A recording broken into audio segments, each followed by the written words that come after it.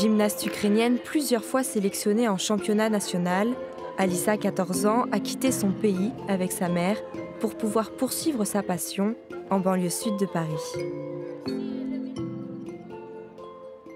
J'étais contente parce que j'avais postulé dans plusieurs clubs et quand celui d'Antony m'a accepté, c'était le bonheur. Je me suis dit « Ah, enfin quelqu'un qui m'a répondu ». Alissa n'est pas la seule dans ce cas. En un an, le club d'Antony a accueilli 16 jeunes ukrainiennes, dont une nouvelle entraîneuse, Valeria, arrivée depuis 5 mois en France. C'est vraiment important pour moi pour partager mes connaissances, mes grandes connaissances et l'expérience avec les jeunes filles. La gymnastique en Ukraine occupait une place importante. Pour les filles, c'est l'objectif et l'obtenir des résultats en France. Plus que les performances, ce qui compte avant tout pour Alissa, c'est de s'amuser. J'ai hâte à chaque fois que je vais à la gymnastique. Je m'entraîne avec l'objet et cela m'intéresse de travailler avec, de voir comment je suis censée poser mes mains. Et avec la musique, c'est vraiment amusant. J'aime pas vraiment les compétitions avec les filles, mais je préfère les compétitions où je peux montrer tout ce dont je suis capable. À leur arrivée en France, le 24 avril dernier, Alissa et sa mère ont dû trouver d'urgence un logement et c'est chez Pierre-Alain et Sylvie qu'elles sont hébergées pendant leurs 5 premiers mois. Nous avons essayé de mettre tout le monde à l'aise, j'ai envie de dire. Hein. On a ouvert tous les placards, on a dit bah voilà, ça c'est là, ça c'est là, ça c'est là. Voilà, et puis bah, les choses se sont passées très simplement, très facilement, avec beaucoup de fraternité, on va dire. Voilà. Voilà, et on était ravis de les accueillir. C'est une expérience géniale, merveilleuse. On ne les aurait pas rencontrés. Bien sûr, c'est pas, voilà, les circonstances, c'est pas génial. Voilà, bon, voilà. Mais c'est super enrichissant que de recevoir quelqu'un. Ce sont comme mes grands-parents.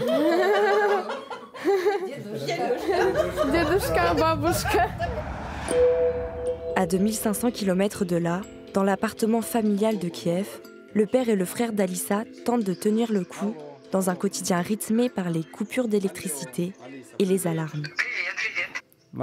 Bonjour. Bonjour. Aujourd'hui, tout va bien. Il y a de la lumière ce matin.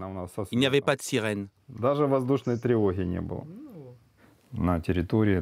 Jusqu'à ce que la guerre soit terminée, il est impossible de prédire quoi que ce soit. Aujourd'hui, je parle avec vous, mais demain, non. Qui sait ce qui peut arriver? Pas un jour ne passe sans un appel. C'est bien qu'elle soit en sécurité, mais c'est horrible de ne pas être avec elle. On voudrait les voir, leur parler et les embrasser. Il y a eu un avant après le 24 février 2022. C'est compliqué de dire ce qui a spécifiquement changé, car tout a changé. Depuis le 24 février, l'Ukraine ne laisse aucun jeune homme de plus de 18 ans quitter le territoire. On ne choisit pas de rester. On doit rester car notre pays a fermé ses frontières.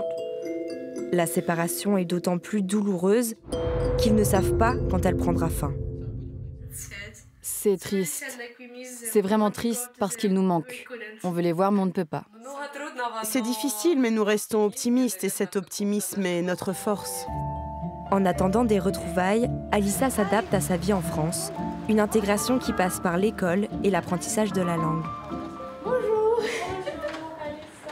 Comme elle, une dizaine d'Ukrainiens se rendent tous les jeudis au cours de français organisés par le collège. Ils sont dispensés par cette professeure, elle aussi ukrainienne. Je trouve que je peux même aider au niveau moral peut-être parce que moi je comprends très bien qu'est-ce qui se passe en Ukraine maintenant et comment on peut encourager les élèves.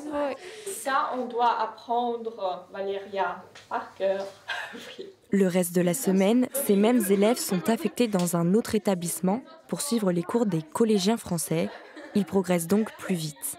Ils aiment beaucoup jouer, même en français. Donc, les jeux ludiques, c'est un des moyens pour apprendre la langue qui est très pertinent pour les élèves du collège. Et comment ça passait avec les autres acteurs? Vous avez aimé votre groupe? À 14 ans, Alissa parle ukrainien, russe anglais et français. J'ai dû apprendre le français pour faire les exercices comme mes camarades, mais aussi pour parler dès que ma mère en a besoin. Comme ça, je peux lire tous les documents administratifs, comme chez le médecin. En fait, c'est très important.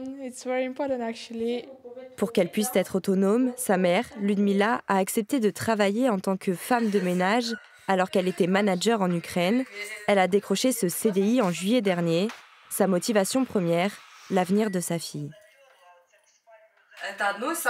Ce qui est le plus important pour moi, c'est que tu puisses continuer tes études. Moi, je n'en ai pas besoin, mais toi, tu dois continuer.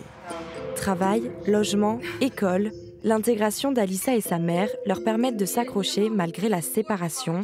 La grand-mère restée en Ukraine dans le Donbass échange avec ses proches dès qu'elle trouve un peu de répit.